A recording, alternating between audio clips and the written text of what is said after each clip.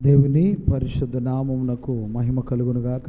క్రీస్తునందు ప్రియులారా, చేరి వచ్చిన మీ అందరికీ మన ప్రభువును రక్షకుడునైన క్రీస్తు నామములో ప్రత్యేకమైన వందనాలు తెలియజేస్తూ ఉన్నాను. పరిశుద్ధ లేఖన భాగములో నుండి దేవుని వాక్యాన్ని ధ్యానం చేద్దాం. మత్తయి సువార్త 9వ అధ్యాయము 24వ వచనాన్ని చదువుకుందామండి. అంతటా స్థలమీయుడి, ఈ చిన్నది నిద్రించుచున్నదే గాని చనిపోలేదని వారితో చెప్పగా వారు ఆయనను అపహసించిరి. చాలు. దేవుడి మాటలు మన వెనికిల్లో దీవించునుగాక. ఆమేన్. క్రీస్తునందు ప్రియులారా, ఈ చదవబడిన లేఖన భాగాన్ని మనం చూసినప్పుడు యేసుక్రీస్తు ప్రభువారు శరీరధారిగా ఉన్న దినాలలో జరిగిన ఒక సంఘటన ఇది. ఈ సంఘటనను మనం జ్ఞాపకం చేసుకున్నట్లయితే ఈ సందర్భాన్ని మత్తయి, మార్కు ఇద్దరు రాశారు. మార్కు సువార్త 5వ అధ్యాయంలో చూస్తాం ఈ సందర్భాన్ని. మత్తయి సువార్త 9వ అధ్యాయంలో కూడా చూస్తాం ఈ సందర్భాన్ని. పరిశుద్ధాత్మ దేవుడు ఏదైనా ఒక సంగతిని ఒకరు లేక ఇద్దరు సాక్షులతో స్థిరపరచబడునని చెప్పాడు కదా. కాబట్టి ఇది జరిగిన కార్యాన్ని మార్కు ఒక స్థలములో ఉన్నాడు, లూకా ఒక స్థలం, మత్తయి ఒక స్థలములో ఉన్నాడు. వేరు స్థలాల్లో ఉండి జరిగిన సంగతులను సేకరించి మరి స్పష్టంగా వ్రాయగలిగిన అనుభవం. అనేక స్థలాల్లో ఉండి మరి సంఘటనలో ఏమాత్రము మార్పు చేర్పు లేకుండా ఈ సంఘటన స్పష్టంగా వ్రాశారు. యేసుక్రీస్తు ప్రభువారు సమాజ మందిరపు అధికారి ఇంటికొచ్చి కుమార్తె చనిపోయిన సందర్భం ఇది. అక్కడికొచ్చి ప్రభు అడుగుతున్న మాట ఏంటయ్యా అంటే, స్థలమీయుడి, నాకు స్థలము కావాలి. ప్రభు అడుగుతున్నాడు. ఆయన శరీరధారిగా ఈ లోకానికి రాక మునుపు వాక్యమై ఉన్నాడు. చెప్పాడు కదా యోహాను సువార్తలో, ఆదియందు వాక్యముండెను, ఆ వాక్యము మన మధ్యలో నివసిస్తున్నాడు కదా. కాబట్టి వాక్యమై ఉన్న దేవుడుగా పరలోకములో నివాసము చేస్తున్న తరుణములో ఆయన ఈ భూలోకాన్ని నరులకు ఇచ్చాడు. 115వ కీర్తనలో చూస్తాం, ఆకాశములు ఆయన సృజించెను, భూమిని ఆయన నరులకు ఇచ్చాడు. దేవుడు ఇచ్చేశాడు, భూలోకాన్ని మానవునికి ఇచ్చాడు. అదే భూలోకాన్ని దర్శించటానికి నరావతారిగా శరీరముతో ఆయన ఈ లోకానికి వస్తే ఈ లోకములో ఆయనకు స్థలము లేదు. యేసు ప్రభు పుట్టినప్పుడు ఏమని రాసింది అక్కడ? సత్రములో వారికి స్థలము లేనందున ఆయనను పశువుల తొట్టిలో. అది యేసు ప్రభు ఆహ్వానము 29వ తారీఖున 6 రాష్ట్రాలకు బాప్టిస్ట్ అధినేత ఇక్కడికి వస్తున్నాడని ఇప్పటి నుంచే హైరాణ పడుతున్నాం. ఎట చేయాలి? 30 ఏళ్ల తర్వాత ఆ పోస్టులో ఉన్న ఆయన ఇప్పుడు వస్తున్నాడు. ఎట్లా జరిగించాలి కార్యక్రమాలు? కాలు చేయట్లా. అట్లాంటిది దేవుడంతటి వాడు భూలోకాన్ని నరులకిచ్చి భూలోకమును సందర్శించటానికి మానవాళిని పాప విముక్తులను చేయుటకు ఆయన ఈ లోకానికి వస్తే ఎలాంటి స్వాగతం పలికింది లోకం అంటే, సత్రంలో కూడా స్థలం ఇలా ఆయనకి, సత్రములో కూడా స్థలము లేనందున అన్నాడు. సత్రములో స్థలము లేదు. యేసు ప్రభువుని గురించి వ్రాయబడిన మాట ఏంటంటే, ఆయన దేవుడయుండి శరీరమును బట్టి వీరిలో పుట్టెను. రోమపత్రికలో చూస్తాం మనం కదా, శరీరమును బట్టి వీరిలో పుట్టెను. అబ్రహాము సంతానం అనిపించుకోవాలి కనుక అబ్రహామును బట్టి భూమి మీద ఉన్న సమస్త వంశములు ఆశీర్వదించబడును అని వాగ్దానము చేశాడు గనుక, వాగ్దానము నెరవేర్చుటకు శరీరమును బట్టి క్రీస్తు ఈ లోకములో వీరిలో పుట్టాడు. వీరిలో పుట్టాడు. వీరైనా గుర్తించారా?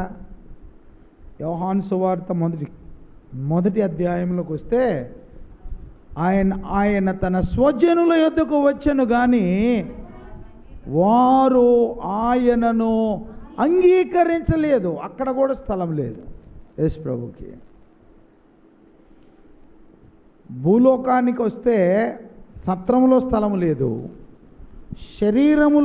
శరీరమును బట్టి యూదులలో ఇజ్రాయేలీల్లో పుడితే అక్కడ ఆయనకి స్థలము లేదు. చివరికి చచ్చిపోయిన వాళ్ళ కాడ కూడా యేసు ప్రభుకి ఏమి లేదు, స్థలమియ్యుడి అంటున్నాడు. యేసు ప్రభు అందుకే అడిగాడు, ఏమని, రబ్బీ నువ్వు ఎక్కడుంటావు అంటే, యోహాను శిష్యులతో వచ్చి చూడండి అన్నాడు. పరిసయ్యులలో ఒకడు వచ్చి, నేను కూడా నిన్ను వెంబడిస్తానంటే యేసు ప్రభు చెప్పిన సమాధానం ఏంటి? నక్కలకు బొరియలున్నవి, ఆకాశ పక్షులకు గూళ్ళున్నవి, తలవాల్చుటకైనను అట్టుంది లోకం. స్థలము లేదు యేసుక్రీస్తు ప్రభు వారికి. సత్రములో లేదు, సొంత ప్రజల్లో స్థలము లేదు, చచ్చిపోయిన కాడ స్థలం లేదు. ఆయనకు తలవాల్చుటకైనను, అందుకే కేక పెడుతున్నాడు, స్థలమియ్యండి, స్థలమియ్యుడి. ప్రభు అడుగుతున్నాడు. ఇంతకీ భూలోకములో ఎక్కడ ఆయనకి స్థానం లేదు, మరి ఎక్కడ స్థలం ఏమని కోరుతున్నాడు? సామెతల గ్రంథం 23వ అధ్యాయం 26వ వచనం, నా కుమారుడా అందులో ఉంటా. భూలోకం అంతా ఫిలప్ అయిపోయింది. సత్రంలో లేదు స్థలం, సొంత ప్రజల్లోనూ స్థలము లేదు, సచ్చినోళ్ళ కాడ లేదు, భూలోకములో తలవాల్చుటకైనా స్థలము లేదు. కనుక నా కుమారుడా నీ హృదయంలో ఉంటాను, ఇస్తావా? స్థలమియ్యండి. ప్రభు కేకేస్తున్నాడు, స్థలమియ్యుడి. ఎందుకు స్థలం ఇవ్వమంటున్నాడు ఆయన? హృదయములో స్థానం కోరుతున్నాడు. ఎందుకండి హృదయంలో స్థానం కోరుతుంది? హృదయములో స్థానం కోరితే ఆ హృదయములోనికి ప్రభు రావటం వలన ఎవరికి మేలు? హృదయములోనికి ప్రభు రావటం వలన ఎవరికి మేలు? మనిషికా, దేవునికా?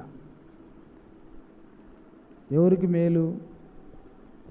మేలుకరమైన పరిస్థితి ఎవరికి? మనిషికా, దేవునికా?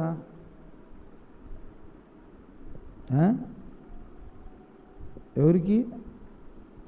మనిషికే మేలు, దేవునికి కాదు కదా. మనిషికే మేలు. ఏంటి మేలు అంటే హృదయము యొక్క స్థితిని గూర్చి ఇర్మియా చెప్తాడు. అది మోసకరమైనది, అన్నిటికంటే ఘోరమైనది. హృదయము మోసకరమైనది, అది ఘోరమైన అది. దాన్ని గ్రహించేవాడెవడు? చాలు. హృదయమును ఎందుకు కోరుకుంటున్నాడయ్యా అంటే అన్నిటికంటే మోసకరమైనది అదే. అది ఘోరమైన వ్యాధి. దాన్ని గ్రహించలేకపోతున్నాడు మనుష్యుడు. లోకంలో ప్రతి మనిషి చెప్పే మాట ఏంటంటే నా మనస్సు చెప్పినట్టు చేస్తా, నేను నా మనసుకు నచ్చంది నేను చేయను అంటుండు. నా మనసుకి నచ్చని పని నేను చెయ్యను అని అనే వాళ్ళని చాలామందిని చూసాం మనం. నా మనసుకు నచ్చితేనే చేస్తాను ఆ పని. ఆ మనస్సు మోసకరమైందని గుర్తించావు ఎప్పుడన్నా?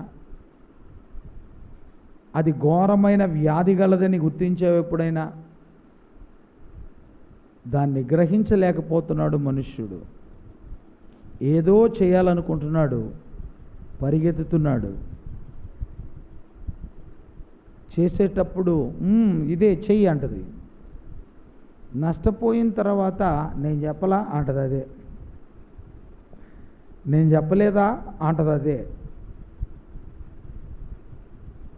తర్వాత మళ్ళీ ఎలా కన్విన్స్ చేస్తుందో తెలుసా మనిషిని? లోకంలో నీకు ఒక్కడికైనా బాధలో నువ్వేనా పడిపోయింది? కళ్ళు తెరిచి సమాజాన్ని చూడు, 199 మంది అదే పాటు పడతా ఉన్నారు. ఎవరికి రాంది నీకే వచ్చినట్టు బాధపడుతున్నావే అంటది మనసు.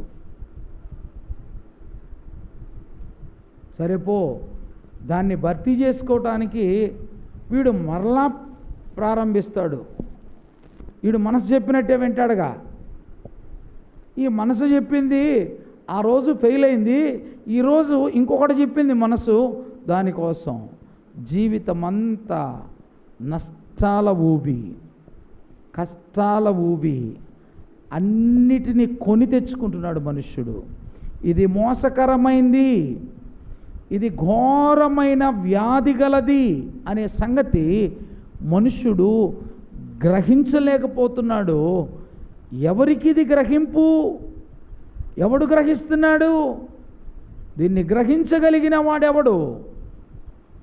దేవుడే ప్రశ్న వేస్తున్నాడు. దీన్ని గ్రహించలేక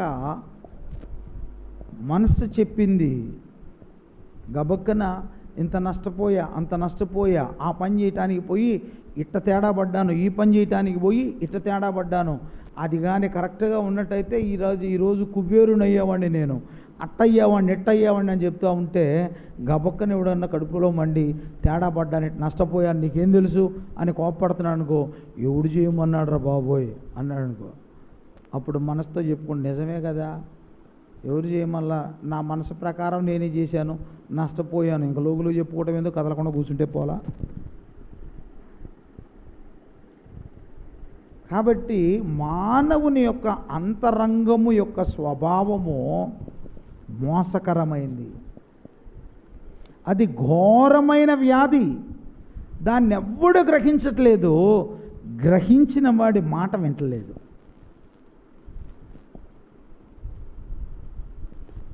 ఎందుకని అంటే హృదయాన్ని పుట్టించినవాడు దేవుడు.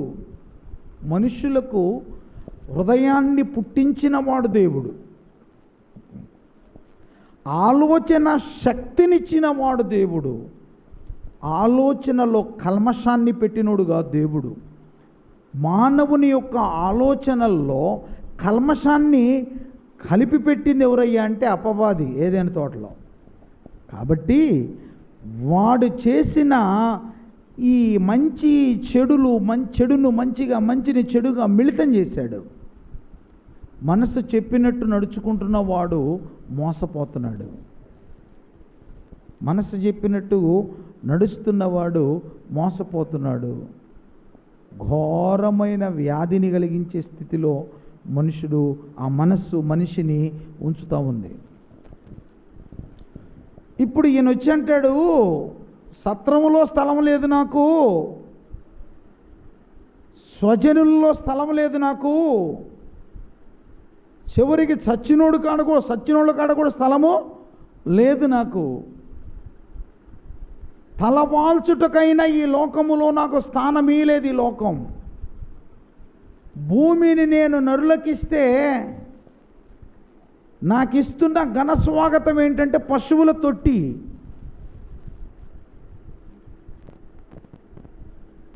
కాబట్టి ఇక మీదట నేను తొట్టిలో ఉండను, ఇక మీదట నేను భూమి మీద ఉండను. నేను ఉండాలనుకుంటుంది నీ హృదయంలో ఉండాలనుకుంటున్నా. ఆ హృదయాన్ని నాకు ఇచ్చామనుకో, అది నీకే మేలు. ఎందుకు మేలు అని అంటే, ఈయన హృదయము లోపలికి వచ్చి చేసే పని ఉంటే తెలుసా మీకు? హెబ్రీలకు రాసిన పత్రిక 9వ అధ్యాయం, హెబ్రీలకు రాసిన పత్రిక 9వ అధ్యాయం 14వ వచనం. నిత్యుడగు ఆత్మ ద్వారా తన్ను తాను దేవునికి నిర్దోషినిగా అర్పించుకొనిన క్రీస్తు యొక్క రక్తము నిర్జీవ క్రియలను విడిచి జీవము గల దేవుణ్ణి సేవించుటకు నీ మనస్సాక్షిని ఎంతో ఎక్కువగా దేవునికి స్తోత్రం కలుగునుగాక. యేసన్న గారు పాడతాడు, మనస్సాక్షిని శుద్ధి చేయును మన యేసయ్యా రక్తము, మనస్సాక్షిని శుద్ధి చేయును మన యేసయ్యా రక్తము, మన శిక్షను తొలగించెనే, సంహారమునే తప్పించెను, మన శిక్షను తొలగించెనే, సంహారమునే తప్పించెను. యేసు రక్తము రక్తము రక్తము, యేసు రక్తము రక్తము రక్తము, అమూల్యమైన రక్తము, నిష్కలంకమైన రక్తము, యేసు రక్తము రక్తము రక్తము, యేసు రక్తము రక్తము రక్తము. కాబట్టి సరే, కాబట్టి క్రీస్తునందు ప్రియమైన దేవుని సంగమా, దేవుని బిడ్డలారా, మనస్సాక్షిని శుద్ధి చేసేది యేసు రక్తం. నిర్జీవ క్రియలన్నిటినీ, నీకు నీ జీవనానికి, నీ ఆత్మీయ భౌతిక సంబంధమైన జీవితానికి పనికిరాని నిర్జీవమైన క్రియలను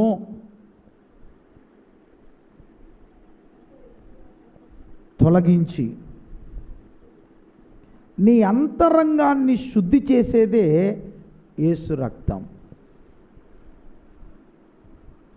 ఘోరమైన వ్యాధి గలది మోసకరమైన హృదయాన్ని, ఆ ఘోరమైన వ్యాధిని తొలగించే శక్తి యేసు రక్తానికి ఉంది. ఆ రక్తము అంతరంగాన్ని శుద్ధి చేసేది, అంతరంగపు స్థితిని శుద్ధి చేసేది యేసు రక్తమే. ఆ రక్తముతో ఆయన నిన్ను, నీ అంతరంగపు స్థితిని, నిన్ను నష్టపరిచే తలంపులను, నీ విజయానికి అడ్డుగా ఉన్న నీ అంతరంగములో సమస్తమైన నిర్జీవ క్రియలన్నిటినీ సమూలంగా నాశనం చేసి ఆ రక్తముతో నీ అంతరంగాన్ని శుద్ధిపరిచి క్రమబద్ధమైన జీవితాన్ని నీకు ఇవ్వాలని ఆయన నీ హృదయాన్ని కోరుతున్నాడు. ఈ రోజున హృదయ అంతరంగపు స్థితిని ఆయన కోరటానికి కారణం అది. కానీ ఆ అంతరంగపు స్థితిని శుద్ధి చేయాలని ప్రభు ఆశపడ్డాడు. ఆ శుద్ధి ఆయన రక్తము వలనే, ఆయన రక్తము ద్వారానే అంతరంగాలు శుద్ధీకరించబడాలి. అంటే ఆయన 2021 సంవత్సరం క్రితం కలువరి శిలువలో చివరి రక్తపు బొట్టు వరకు నీ కొరకు ధారపోశాడు. హృదయ అంతరంగాన్ని శుద్ధిపరిచే సాధనమే ఈ రక్తం. ఈ రక్తము నాలో ఉంటే నేనే జీవిస్తాను. నేను నా రక్తాన్ని చివరి బొట్టు వరకు కార్చి చనిపోతే అందరి అంతరంగాలు శుద్ధి చేయబడతాయి. అపజయాలకు స్వస్తి చెప్పి విజయ జీవితము వైపు, జయ జీవితం వైపు అడుగులు వేస్తారు. ఆ ఉద్దేశముతో ఆయన తన యవ్వన కండరాలు ఒలికించుకొని హృదయ అంతరంగమును శుద్ధి చేసే ఆయన అమూల్యమైన రక్తాన్ని నీ కొరకు నా కొరకు కార్చాడు. ఇప్పుడు ఆయన అంటాడు, మీ హృదయ అంతరంగాలను శుద్ధి చేయటానికి నాకు అవకాశము కల్పించండి. అందుకు మీ హృదయ అంతరంగాలలోకి నేను ప్రవేశించున్నట్లుగా నాకు స్థలమియుడి. ప్రభు పిలుస్తున్నాడు, నాకు స్థలం ఇవ్వండి, నేను వస్తాను. ఇదేంటో దేవునికి అవసరమైనట్టు ఆయన, లేకపోతే ఈ రక్తము, ఈ శుద్ధి నాకు అవసరం లేదు అన్నట్లుగా యావత్ లోకమంతా ఒక దారిలో ఉంటే కన్నోడు కదంటండి. బిడ్డలు తప్పు చేసినప్పుడు, తప్పు మార్గంలో నడుస్తున్నప్పుడు వాడికి చెబుతూ వాపోతాం మనం. ఒరే నాయన, ఆడు పోబాకరా, ఆ పని చేయబాకరా, అట్లా వెళ్ళబాకురా, అది కాదురా మార్గం, ఇదిరా నాయన మార్గం అని చెప్తే వాడు విన్నా వినకపోయినా, వాడు తిరగబడ్డా, ఎదురు మాట్లాడినా మనము వాడిని బాగు చేయాలనే ప్రయత్నిస్తాం. ఆ పిల్లల్ని బాగు చేయాలని అనుకుంటాం తల్లిదండ్రులు ఏమైనా వాళ్ళం. అలాగే ప్రభువు కూడా హృదయ అంతరంగము శుద్ధిపరచకపోతే అది మోసకరమైనది, నిన్నెటంటే అడు తిప్పుద్ది.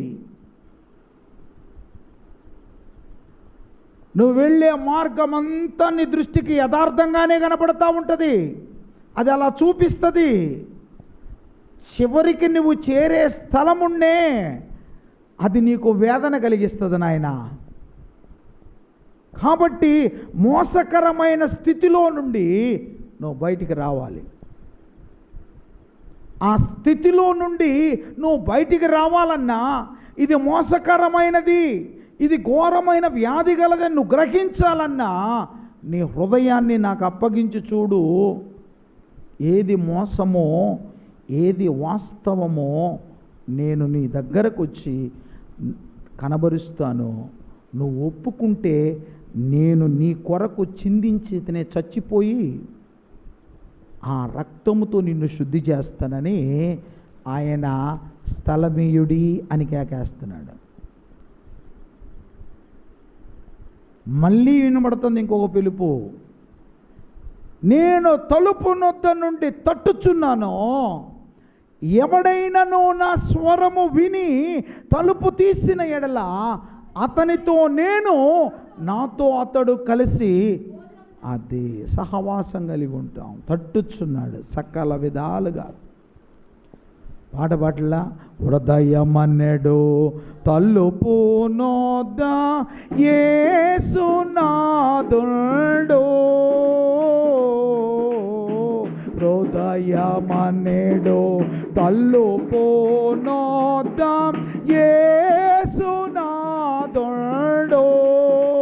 నిలచి సదయుడగుచు తట్టుచుండు సకల విధములను, నిలచి సదయుడగుచు తట్టుచుండు సకల విధములను, హృదయమన్నెడు తలుపు నోద్ద యేసునాథుండు, నిలచి సదయుడగుచు తట్టుచుండు సకల విధములను. కాబట్టి సకల విధాలుగా ఆయన నిన్ను తడుతూ ఉన్నాడు. చర్చిలోకి వచ్చినప్పుడు వాక్య రూపంలో, ఇంటికాడున్నప్పుడు పనుల రూపంలో, అలాగే నీవు ఏ స్థలములో ఉంటే ఆ స్థలములో అన్ని విధాలుగా ఆయన నిన్ను తట్టుచూ ఉన్నాడు.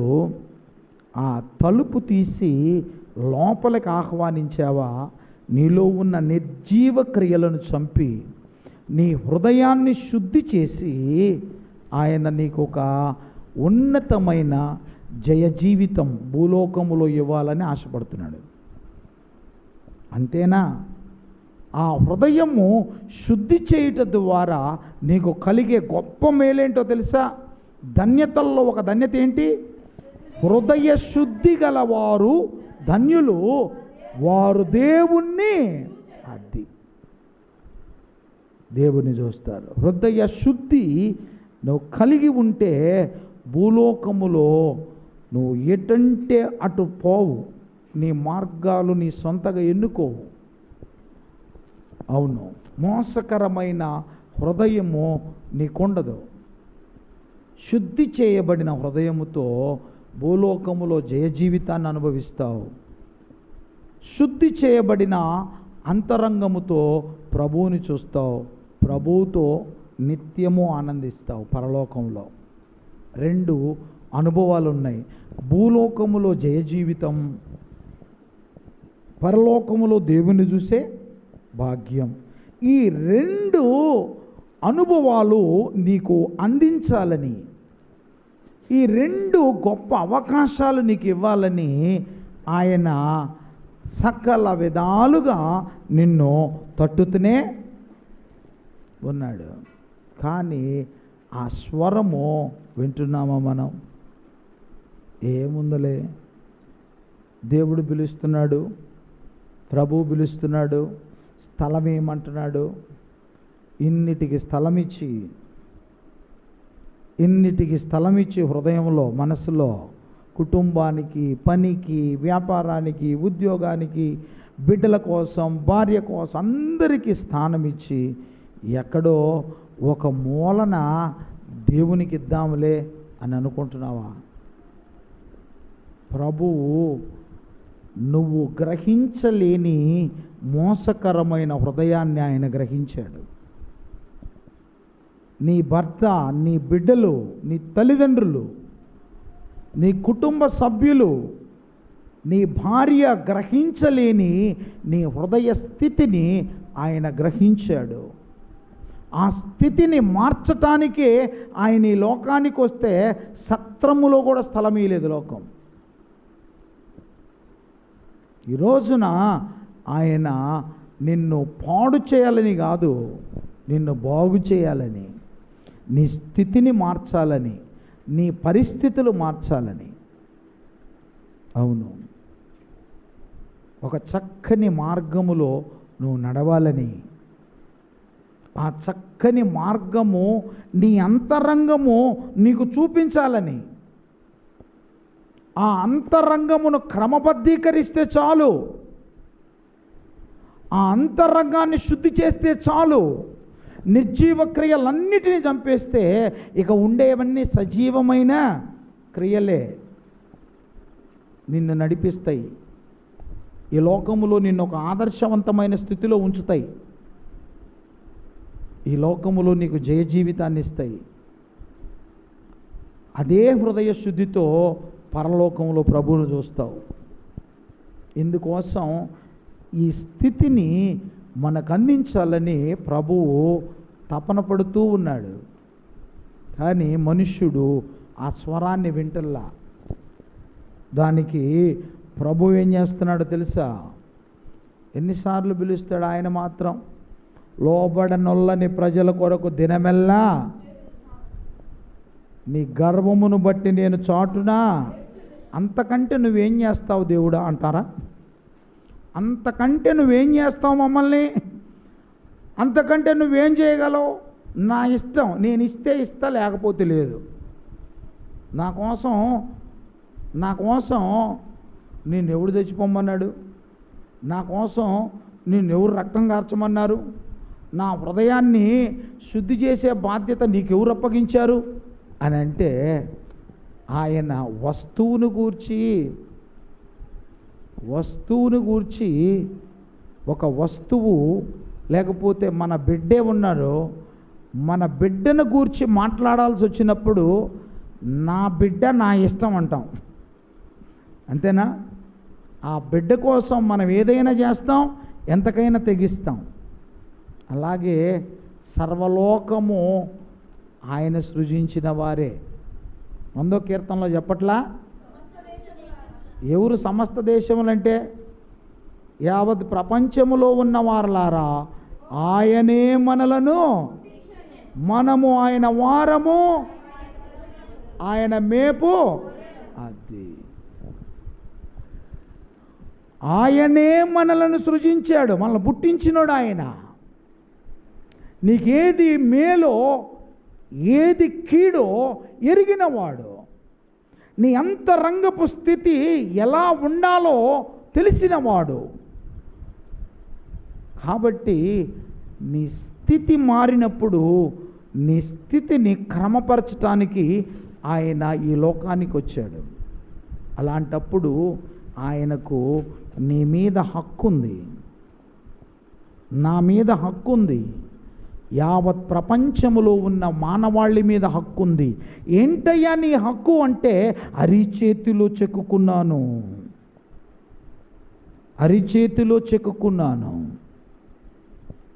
నేను మీ జీవానికి అధిపతిని, నేనే మిమ్మల్ని పుట్టించాను.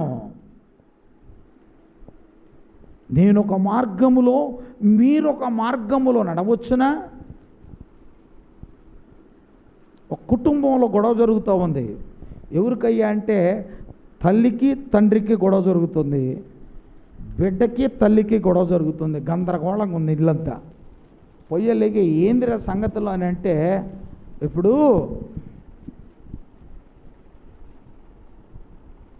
మీ నాన్న అడగబోయాడమ్మా అని చెప్పి పిల్లల్ని అడిగారంట. పిల్లల్ని అడిగితే మా నాన్న ఇంట్లో పడుకొని నిద్రపోతున్నాడు అని చెప్పారంట. పిల్లలు. అమ్మా అబ్బాయి అడగబోయాడు అని చెప్పి పాస్టర్ అమ్మ గారిని అడిగారు అనుకుందాం కాసేపు. ఊరికి పోయాడు అంది. నిద్ర లేచిన తర్వాత ఇప్పుడు నేను బయటకు వచ్చా, అయ్యో నువ్వు నిద్రపోతున్నావు అని పిల్లలు చెప్పారు, ఊరికి పోయావు అని చెప్పి పాస్టర్ అమ్మ చెప్పింది. ఇందులో ఏది నిజం అన్నారు అనుకో, మాట అనుకుందాం. ఇందులో ఏది నిజమయ్యా అన్నారు అనుకో, ఆ మాటకి నేనేం చెప్పాలి ఇప్పుడు సమాధానం? బిడ్డను వదిలిపెట్టాలా, భార్యను వదిలిపెట్టాలా? ఎవరిని వదిలిపెట్టాలి? ఇప్పుడు నేను కూడా కథ అల్లాలేడా? నేను కూడా ఏమల్లాలి? ఇంట్లోకి వచ్చిన తర్వాత 3 కథలు ఒక చోట పెట్టాలా? ఇక ఒకళ్ళనొకళ్ళు తిట్టుకుంటున్నారు, ఒకళ్ళనొకళ్ళు గందరగోళం. ఏందిరా బాబు గొడవ అంటే ఒకరికి ఏమి లేదు, శృతి లేదు. ఒకరికి శృతి లేదు.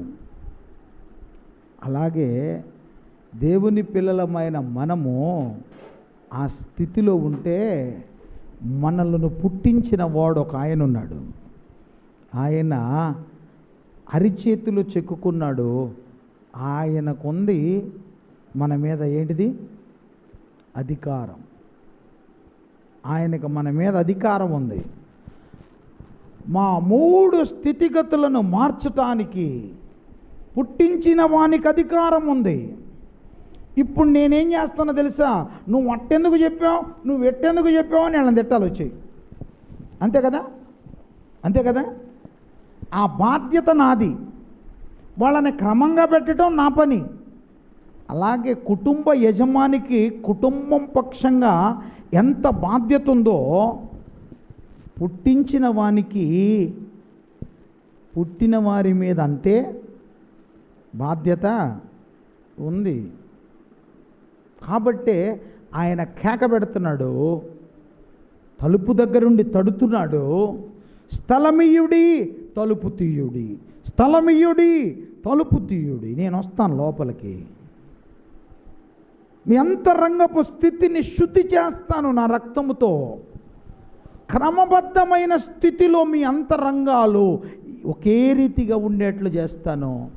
చక్కని మార్గములో నడిపిస్తా, జయ జీవితాన్ని ఇస్తా, పరలోకములో నన్ను చూసే భాగ్యాన్ని కలిగిస్తా. నన్ను పిలుస్తావా లోపలికి?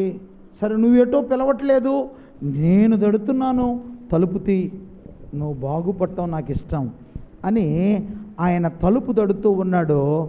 ఆయన స్వరం వింటున్నాము కానీ ఏదోలే అంటూ ఉంటారు, వాక్యం ఏదో చెప్తూ ఉంటుంది, పాస్టర్ గారు ఏదో చెప్తూ ఉంటాడు, ఇదేదో మనుషులు రాసిన పుస్తకం అలా ఏదో వాక్యం చెప్తూ ఉంటుంది, పాస్టర్ గారు చెప్తూ ఉంటాడు, అన్నీ చేస్తామా ఏంది మేము అనే భక్తులు కూడా లేకపోలేదు, అట్లా అనుకునేవాళ్ళు కూడా లేకపోలేదు. కానీ ప్రభు ఒక మాట అంటున్నాడు.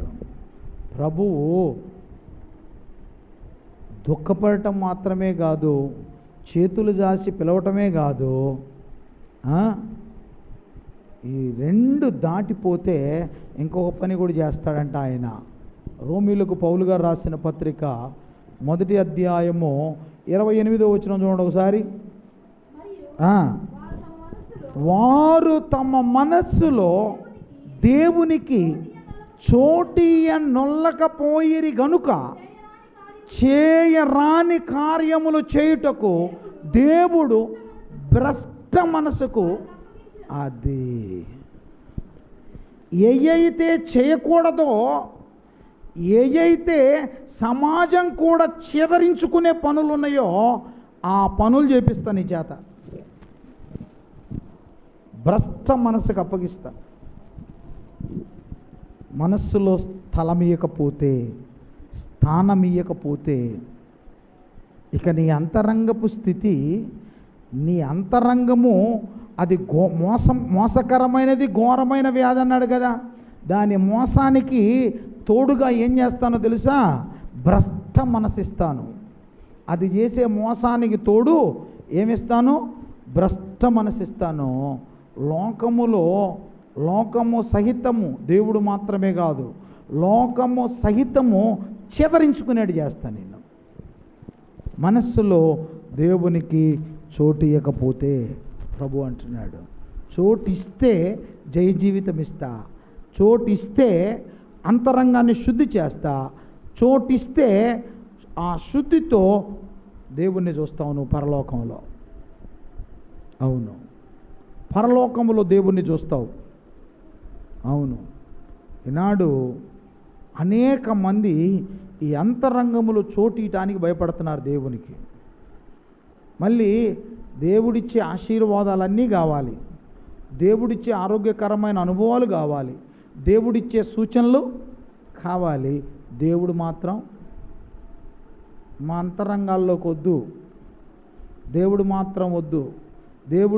దేవుని ద్వారా వచ్చే ప్రతి ఆశీర్వాదం మాకు కావాలి, దేవుడిచ్చే ప్రతి మేలు మాకు కావాలి, దేవుడు అనుగ్రహించే ప్రతి వాగ్దానం మాకు కావాలి. దేవుడు మాత్రం వద్దు, మాకు దేవుడు మాత్రం వద్దు. దేవుడు వద్దు మాకు. అవును, Ongole Telugu Baptist church pastor గారు ఉన్నాడు.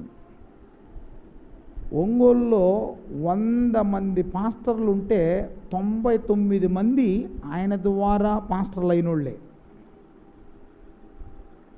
అవును, ఒక్కొక్క నిలబడితే అగస్టిన్ పాస్టర్ గారు లాగానే నిలబడతాడు, అగస్టిన్ పాస్టర్ గారు లాగానే మాట్లాడతాడు, అగస్టిన్ పాస్టర్ గారు లాగానే యాక్షన్ చేస్తాడు, అగస్టిన్ పాస్టర్ గారి ప్రసంగాలనే వింటారు, ఆ ప్రసంగాలనే తీసుకుంటారు, వాళ్ళ సంఘాల్లో చేస్తారు. అగస్టిన్ పాస్టర్ మంచోడు కాదయ్యా అంటారు. పాస్టర్ గారు మంచోడు కాదయ్యా. ఈనాడు లోకానికి జీవాన్ని ఇస్తుంటే లోకమేమో విషం కక్కుతూ ఉంది. ఎంత విచారకరమైన పరిస్థితులు. ప్రతి ఒక్కళ్ళు అక్కడున్న పరిస్థితులు అదే. ఈనాడు యేసు ప్రభు విషయంలో కూడా లోకం చేస్తున్న పని అదే. ఏంటయ్యా అంటే పాస్టర్గా యేసు ప్రభు ఇచ్చే దీవెనలు కావాలి, యేసు ప్రభు చేసే బోధ కావాలి, యేసు ప్రభు చేసే వాగ్దానాలు కావాలి, యేసు ప్రభు ఇచ్చే ప్రతి మేలు కావాలి. కానీ యేసు ప్రభు మాత్రం మా అంతరంగాల్లోకి వద్దు. కానీ యేసు ప్రభు చేసే పనులకి, యేసు ప్రభు చేసే బోధలకి మార్కులు వేస్తాం మేము. నాడు చాలామంది పరిస్థితులు అలాగే ఉండిపోయినాయి. కాబట్టి ప్రభువు ఈ కడవరి దినాల్లో కృపకాలానికి అంచుల్లో ఉన్నాం మనం, కృపకాలానికి అంచులో ఉన్నాం మనం. ఇప్పుడైనా మనం చేయాల్సిన పనేంటయ్యా అంటే ఈ కృపకాలపు అంచుల్లోనైనా ఎప్పుడు వస్తాడో తెలియదు ఆయన, ఎప్పుడు పిలుస్తాడో తెలియదు ఆయన, ఎప్పుడు వెళతామో తెలియదు ఆయన దగ్గరికి. ఆయన వచ్చేలోపు నీ అంతరంగములోనికి స్థలమియ్యమని కేకబెడుతున్న ప్రభువుకు స్థలమిచ్చి, స్థలమియ్యమని తలుపు తడుతున్న ప్రభువుకి నీ అంతరంగములో స్థలమిచ్చి ప్రభువుని అంతరంగములోనికి చేర్చుకుంటివా, ఆయన నీ అంతరంగపు స్థితిని శుద్ధి చేస్తాడు, నీకు జయ జీవితాన్ని ప్రసాదిస్తాడు, ఆయనతో కలిసి ఆనందించే ధన్యతను ఇస్తాడు. ఇంకా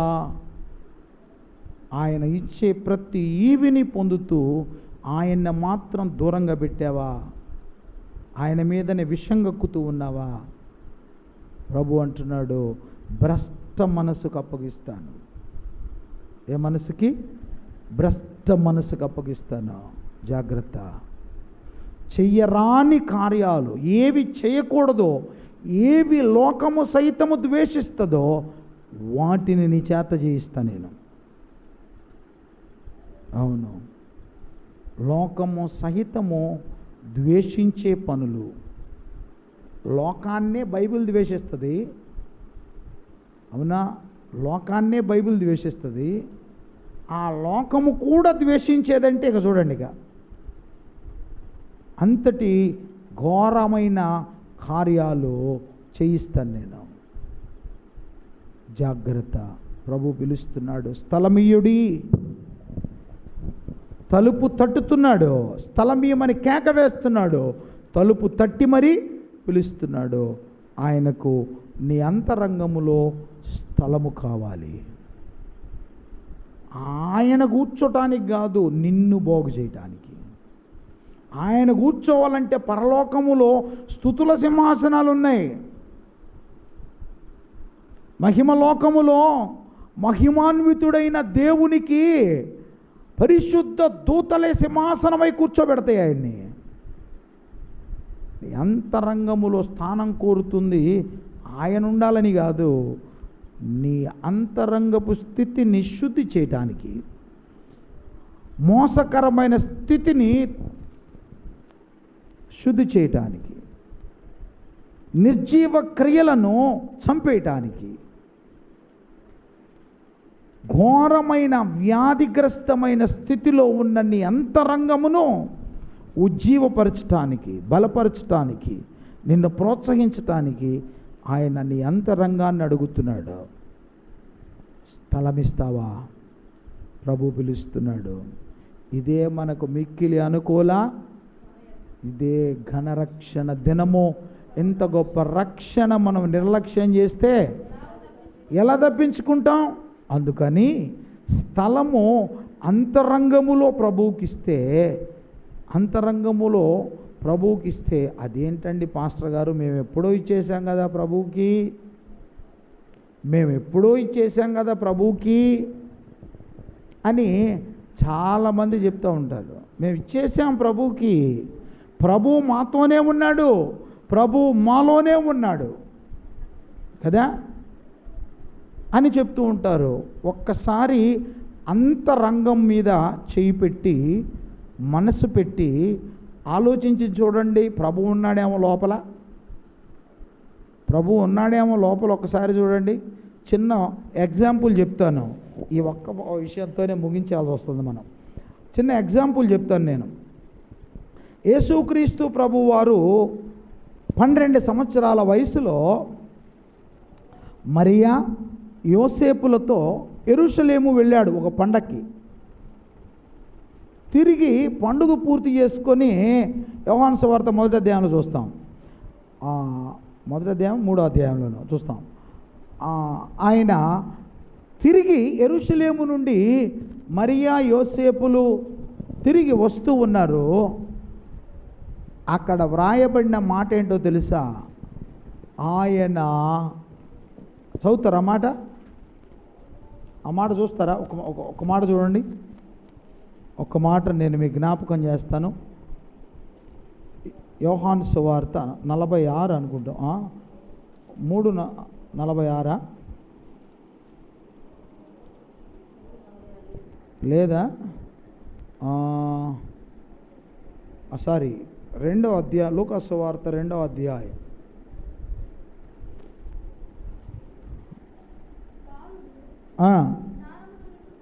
రెండో అధ్యాయము 1 నుండి, అది కాదండి,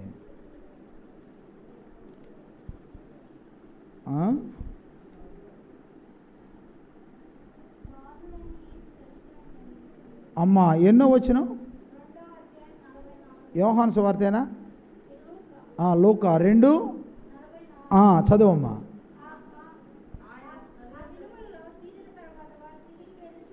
తిరిగి వెళ్ళుచుండగా బాలుడైన యేసు యెరూషలేములో నిలిచెను. ఆయన తల్లిదండ్రులు ఆ సంగతి ఎరుగక ఆయన సమూహములో ఉన్నాడని తలంచి ఒక దిన ప్రయాణము సాగిపోయి తమ బంధువులలోనూ నెలవైన వారిలోనూ వెదుకుచుండిరి. మళ్ళీ తిరిగి వచ్చారు. చాలమ్మా, మళ్ళీ తిరిగి వచ్చారు. ఈ మాటను గమనించండి. పండుగ దినాలు పూర్తి చేసుకొని తిరిగి వచ్చేటప్పుడు యేసు ప్రభు ఏమో యెరూషలేములో నిలబడిపోయాడు. మరియా యోసేపులు ప్రభు ఆయన మాతో కూడా వస్తున్నాడులే, యేసు ప్రభు కూడా మాతో వస్తున్నాడులే అనే ఆలోచనతోటి ఒక దిన ప్రయాణం చేశారంట. అమ్మ ఎన్ని దినాలు? ఒక దిన ప్రయాణము చేశారంట. అదే పక్కన మనిషి ఉన్నాడా లేడా అనే ఆలోచన ఉండదా వాళ్ళకి? ఉంది. మన పక్కన లేడు, బంధువుల్లో కానీ నెలవైన వారిలో కానీ ఉన్నాడేమో, వస్తాడులే, ఎక్కడికి పోతాడు అబ్బాయి, వస్తాడులే అన్నట్లుగా వెళ్ళిపోయారు. యేసు తమతో కూడా ఉన్నాడు అనే భ్రమతో బయలుదేరి వెళ్ళారు వాళ్ళు. ఈనాడు సంఘాల పరిస్థితులు కూడా, నేను రక్షింపబడ్డాను కదా, నేను మారు మనసు పొందాను కదా, నేను యేసు ప్రభువుకి కానుకలు ఇస్తున్నాను కదా, నేను యేసు ప్రభువుకి దశమ భాగాలు ఇస్తున్నాను కదా, నేను యేసు ప్రభు కార్యకలాపాల్లో పాలిభాగస్తురాలను పాలిభాగస్తుని అవుతున్నాను కదా, నేను కూడా ప్రార్థన చేస్తున్నాను కాదా ఇన్ని చేస్తున్నాను నేను, కాబట్టి యేసు ప్రభు నాతోనే ఉన్నాడు అనుకుంటున్నాం. ఉన్నాడో లేదో అంతరంగాలకి తెలియాల. ఉన్నాడో లేదో, ఉన్నాడా ఆయన? మరియా యోసేపులు ఉన్నాడనుకొనే బయలుదేరారు. పాపం ఉన్నాడనుకొనే బయలుదేరారు. కానీ ఒక దిన ప్రయాణము జరిగిన తర్వాత కానీ వారితో యేసు ఉన్నాడో లేడో తెలియలేదు. వారితో యేసు ఉన్నాడో లేదో తెలియలేదు. వెనక్కి తిరిగి యేసు లేని ప్రయాణము ప్రయాణమేనా అనుకున్నారు. యేసు వారిని ఎక్కడ విడిచిపెట్టాడో తిరిగి మరలా అక్కడికే వెళ్ళారు. అవును, క్రీస్తునందు ప్రేమైన దేవుని బిడ్డలారా, యేసు ప్రభు ఉన్నాడు మా జీవితాలలో కాదు, ఉన్నాడు అంటానికి రుజువులు వెతికితే ఎక్కడున్నాడు, ఎంతమంది దగ్గర ఉన్నాడో అర్థమైపోద్ది. సౌలును, పాత నిబంధనలో సౌలు ఉన్నాడు. సౌలు దేవుని ఆత్మ కలిగిన వాడు, దేవుని చేత అభిషేకించబడిన వాడు. సమూయేలు వెళ్ళి అభిషేకించాడు సౌలుని రాజుగా. యెహోవా ఆత్మ సౌలు మీదికి బలంగా వస్తుంది, ప్రకటిస్తున్నాడు. దీన్ని చూసిన ప్రవక్తలే ఆశ్చర్యపోయారు, నివ్వెరపోయారు. ఏమని? ఉన్నాడా ఏంటి, ప్రవక్త వలె మాట్లాడుతున్నాడేంటి, ఉన్నాడా? దేవుని ఆత్మ అంత బలంగా వచ్చింది. కానీ ఇక్కడ గమనించాల్సిన విషయం ఏంటంటే, యెహోవా ఆత్మ సౌలును విడిచిపోగా దురాత్మ ఒకటి వచ్చి, ఇప్పుడు చూడండి, యెహోవా ఆత్మ సౌలులో ఉన్నంతసేపు సౌలు దావీదుకు భయపడి పనిచేశాడు. తెలుసా? దావీదుకు భయపడి, నా మాటలు కాదండి, బైబిల్లో ఉన్నాయి చెప్తున్నా నేను. సమూయేలు మొదటి గ్రంథం, రెండవ గ్రంథం, సమూయేలు రెండవ గ్రంథం,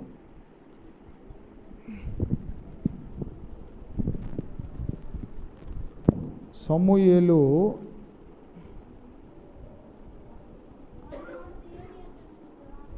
అమ్మా సారీ మొదటి గ్రంథం, సమూయేలు మొదటి గ్రంథమేనా?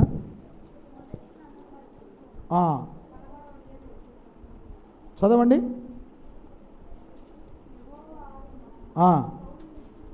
అది కాదమ్మా, అది కాదు. ఏముంది?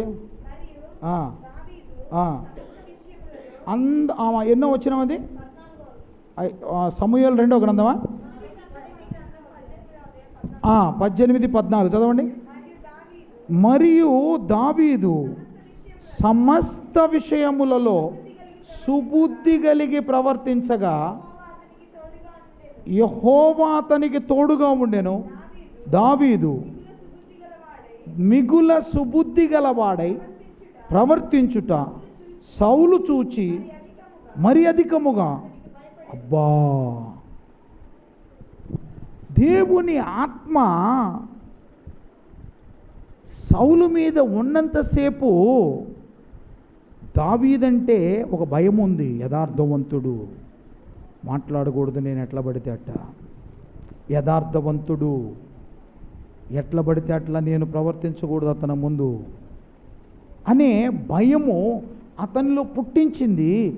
నేను ఈ భయపడకుండా ఉండాలంటే నేను కూడా యథార్థమైన పనులు చేస్తే బాగుంటుంది అనే తలంపు సౌలులోనూ లేకపోలేదు. కానీ ఎప్పుడైతే సౌలు దావీదుకు భయపడుతూ తాను చేయవలసిన కార్యాలు చేయకుండా మానుకున్నాడో అప్పుడే యెహోవా ఆత్మ సౌలును విడిచినప్పుడు దయ్యం పట్టింది, దురాత్మ వచ్చి పట్టింది. పట్టినప్పుడల్లా దావీదుకు ఒక ఈటి తీసుకొని విసురుతాడు దావీదుని చంపాలని. 3,000 మందిని అంటేసుకొని ఎమ్మడబడతాడు దావీదుని చంపాలని. తరిమినంత లెక్క పారిపోయాడే కానీ ఎదురు తిరిగేమీ మాట్లాడలేదు. కారణం ఏంటి అంటే సౌలు అనుకుంటున్నాడు దావీదును తరుముతూ దావీదును చంపాలనే పన్నాగాలు పన్నుతూ ఉన్నప్పుడు దావీదు ఎక్కడున్నాడో ఆజూకి చెప్పిన వాళ్ళని ఆశీర్వదించాడు. ఎవరు? సౌలు ఆశీర్వదించాడు. చెప్పాను నేను మీకు మొన్న సమూయేలు 2వ గ్రంథం 23వ అధ్యాయంలో. అవునా? 2వ గ్రంథం మొదటి గ్రంథమా? మొదటి గ్రంథం 23వ అధ్యాయం చదవద్దులేండి. దావీదు జీపు అరణ్యములో కొండ శిఖరమున ఒక వనములో దాక్కొని ఉన్నాడని ఆ చుట్టుపక్కల నివసించే వాళ్ళు వచ్చి చెప్పగానే ఏం చేశాడు ఇతను? మీరు నా యందు కనికరపడినందుకై.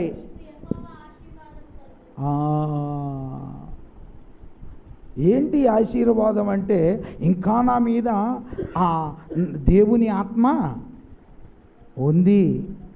భ్రమే అది. వాస్తవానికి దేవుని ఆత్మ సౌలును ఎప్పుడో విడిచిపెట్టేసింది. సౌలును దేవుని ఆత్మ విడిచిపెట్టిన పట్టే సౌలు దావీదు ఎమ్మడబడ్డాడు చంపాలని. ఎందుకని అంటే దావీదు కలిగి ఉన్నది దేవుని ఆత్మ, సౌలు కలిగి ఉంది కూడా దేవుని ఆత్మే అయితే ఏకీభవిస్తుంది. అవునా? ఏకీభవిస్తుంది. దేవుని ఆత్మతో పోరాటం చేయదు కదా, ఏకీభవిస్తుంది. సౌలు కలిగిన ఆత్మ దైవాత్మను కోల్పోయి దయ్యపాత్మను తెచ్చిపెట్టుకున్నాడు. నేను దైవాత్మలోనే ఉన్నాను అనుకుంటున్నాడు. ఇప్పుడు నేను దావీదును చంపాల్సిన పరిస్థితి వచ్చిందంటే దావీదు ఏ ఆత్మ కలిగి ఉన్నాడు? దావీదే దయ్యపాత్మ కలిగి ఉన్నాడు. మరి నేను దైవాత్మ, నాకు దయ్యం పట్టిందని నేను చెప్పుకుంటానా? ఏమండి, నాకు దయ్యం పట్టిందని నేను చెప్పుకుంటానా? నేను కలిగి ఉన్న ఆత్మే దైవాత్మ, దావీదు కలిగి ఉన్న ఆత్మ దయ్యపాత్మ. అందుకే దావీదును చూస్తే సహించట్లేదు, నేను దావీదును చంపాలని పరిగెత్తున్నాడు. పరిగెత్తాడు మనోడు, అట్లా పరిగెత్తాడు. దేవుని ఆత్మ వాస్తవానికి సౌలును విడిచిపెట్టింది. సౌలుకు తెలియలా సంగతి. అందుకే దావీదును సౌలు చూసినప్పుడల్లా చంపాలనే అనుకుంటున్నాడు. దావీదును సౌలు చూసినప్పుడల్లా ఈటలిసిరేస్తున్నాడు. కారణం ఏంటయ్యా అంటే దేవుని ఆత్మ సౌలులో లేదు, విడిచిపెట్టి వెళ్ళిపోయింది. అందుకే దేవుని వాక్యము మనకు బోధిస్తుంది ఏమనంటే అంతరంగములో ఆయన నివాసం ఉండాలని స్థలమియుడి అని కేకబెడుతున్నాడు. సకల విధములుగా ఆయన తట్టుచూ ఉన్నాడు. నా అంతరంగంలో యేసు ప్రభువు ఉన్నాడుగా. సౌలులాగా ఒకవేళ భ్రమపడుతున్నామేమో, యెహోవా మిమ్మును ఆశీర్వదించునుగా అంటున్నామేమో. ఆలోచించండి ఒకసారి. దేవుని బిడ్డలమైన మనము యోసేపు మరియల వలె భ్రమపడుతున్నామేమో. మనతో వస్తున్నాళ్లే, నెలవైన వాళ్ళతో ఉన్నాళ్లే, బంధువుల్లో ఉన్నాళ్లే, యేసు ప్రభు మమ్మల్ని దాటిపోలేదులే అని అనుకుంటున్నామేమో. ఒకసారి ఆలోచన చేద్దాం. ఎందుకని అంటే ఇప్పుడు సిద్ధపరుచుకునే సమయం. అన్ని సామాన్లు తెచ్చి బస్టాండ్లో పెట్టుకొని కూర్చుంటాం. బస్సు ఇంకొక 10 నిమిషాల్లో వస్తుంది అన్న సంగతి తెలియగానే వస్తువులన్నిటిని ఒక చోట పెట్టుకొని చూసుకుంటాం. మళ్ళీ అన్నీ ఉన్నాయా లేవా అని. రాంగాల్ని ఎక్కటానికి బస్సు. అలాగే ఏదైనా ఒక డబ్బా, రే ఇక్కడ డబ్బా ఉండేది అంటాం. బస్ టైం అవుతుంది, వస్తుంది బస్సు. అట్లాగే ఇది మనము పరీక్షించుకునే సమయం, పరిశీలించుకునే సమయం ఇది. అన్ని వస్తువులు అంతరంగములో ప్రభు ఉన్నాడా? శుద్ధి చేయబడిన నా అనుభవంలో నా మార్గము కరెక్ట్గా ఉందా, లేకపోతే భ్రమలో ఉన్నానా పరిశీలించుకోవాలా, పరీక్షించుకోవాలా. మన అంతరంగ స్థితిగతులను పరిశోధించి తెలుసుకోవాలా. తరువాత ఒకవేళ ఇంకా నువ్వు నీ అంతరంగంలోనికి ప్రభువును ఆహ్వానించకపోతే ఇదే నీకు మిక్కిలి అనుకూలమైన సమయము. ఇది ఘనరక్షణ దినము గనుక నీ అంతరంగంలోనికి ప్రభు రావాలని ఆశపడుతున్న సమయం. ఈ సమయము దాటిపోతే ఇక సమయం లేదు.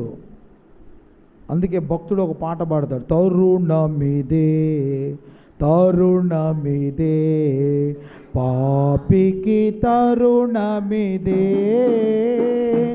పరలోకము చేరుటకు ఆ నరకము తాపుటకు, పరలోకము చేరుటకు ఆ నరకము తాపుటకు. తరుణమిదే తరుణమిదే పాపికి తరుణమిదే, కృపకాలము దాటగనే ఆపాయపు దినములలో, కృపకాలము దాటగనే ఆపాయపు దినములలో, మనుజాళికి మహాశ్రమలు కనిపించదు ఆశ్రయము, మనుజాళికి మహాశ్రమలో కనిపించదు ఆశ్రయము. తరుణమిదే తరుణమిదే పాపికి తరుణమిదే, నీ కొరకై శ్రీ యేసు ఆ సిలువలో బలియాయే, నీ కొరకై శ్రీ యేసు ఆ సిలువలో బలియాయెన్, నీ రక్షణ కోరి సదా సువార్తను వినిపించెన్, నీ రక్షణ కోరి సదా సువార్తను వినిపించెన్. తరుణమిదే తరుణమిదే పాపికి తరుణమిదే. కాబట్టి ఇదే తరుణం కృపకాలం దాటిపోతే అపాయకరమైన దినాలు, మనుషులకు మహాశ్రమలు, అవి కనిపించదు ఇక ఆశ్రయము. అందుకే ఆయన నీ కొరకు కలువరి శిలువలో ప్రాణం పెట్టాడు. నీ రక్షణ కోరి నువ్వు భూలోకములో జయ జీవితం కలిగి ఉండాలని, పరలోకములో హృదయశుద్ధితో ప్రభువుని చూడాలని నీకు సువార్త వినిపిస్తున్నాడు. కాబట్టి ఈ సమయాన్ని దాటిపోక ప్రభు సన్నిధిలో సాక్షులమై ముందుకు వెళ్ళాలి.